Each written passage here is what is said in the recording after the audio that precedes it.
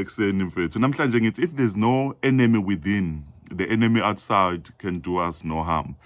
Kuthiwa lana Vuma uma singekho isitha ngaphakathi kithi, isitha esisuke singaphandle asikwazi ukusilimaza.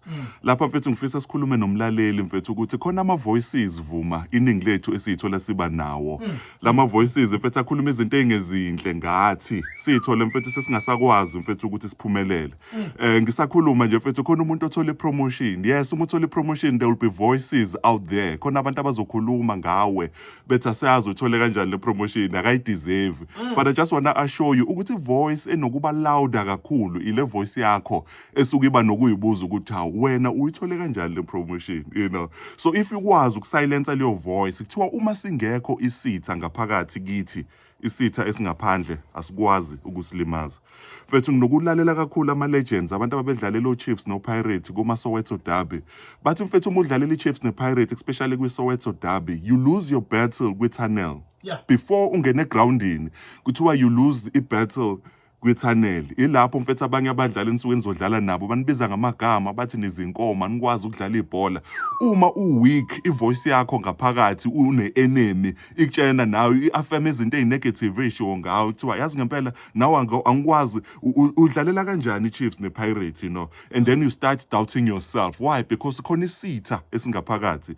Uma singekho isitha ngaphakathi kuwe, the enemy outside can do you no harm. Okusho ukuthi mfethu abantu bohleze bekukhuluma besho zonke izinto ngawe, kodwa uma kuukuthi ustrong ngaphakathi you'll be able mfethu ukuthi uqhubeke nempilo uphumelele. Sengizoconclude mfethu kulento ngicela ukukhuluma negenge mfethu efundayo njengamanje. I remember this sigqoka ama uniform mfethu siswenkile siye esikoleni. Kuba khona abantu abazothi hey buka baswenke kanjani kodwa imisebenzi angeke bayithole. Baswenkile bagqoke nothayi ungazothi bafundile bayizinto ezinkulu beya ezikoleni kodwa angeke baze babe izinto ezinkulu emhlabeni. Omunye umuntu ungilalele njengamanje mfethu uyazi kini i-school fees besiba yi-issue nama questions mfethu ukuthi uzokhokha kanjani etertiary. There's a voice within you that you need to silence. Uma ukwazile ukusilence leyo voice uzokwazi ukuya phambili. Why? Because uma singekho isitha ngaphakathi omakhelwane bangakhuluma bathi angeke baze babe yilutho kulwamuzi, but uma ukwazile ukusilence your inner critic wakwazi mfethu ukuthi uvoice out izinto elento ucime isibani esikhuluma izinto ezinegative kuwe, uyakwazi ukuya phambili. When there's no enemy within, the enemy outside cannot do us any harm. That is an African proverb ebengifuna ukukhuluma ngayo. Namhlanje ngithi affirm yourself. Khuluma ukuphila phezu kwempilo yakho. Bathi mfethu umkhumbi usela phezu kwamanzi.